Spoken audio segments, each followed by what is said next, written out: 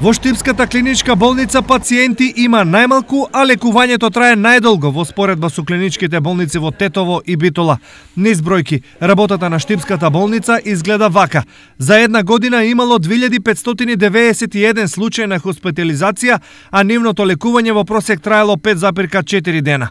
Ова, клиничката болница од Штип за фондот ја прави недоволно рационална, бидејќи кадарот не е соодветно искористен, што за фондот значи поголем трошок.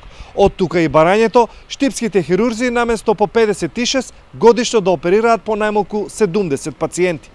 Но ова е нешто за кое се бунат граѓаните. Не е можно тоа.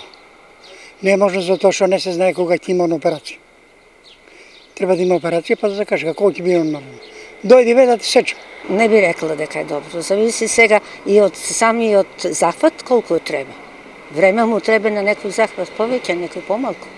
Статистички подобар резултат од Штипската покажуваат Битолската болница, која лани имала 3780 пациенти, чие болничко лекување просечно траело 4 дена.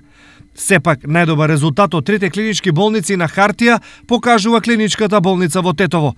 Таму за 12 месеци имало 4046 случаи, а лекувањето просечно траело 3,7 денови.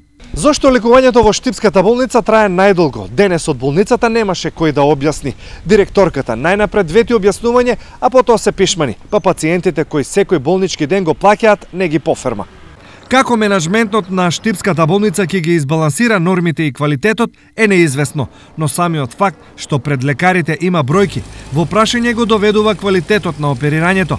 Дали хирурзите треба да гледаат на часовник додека оперираат или работата треба да ја завршат како треба, е јасно зашто, нели, од секогаш здравјето и човекот биле пред се.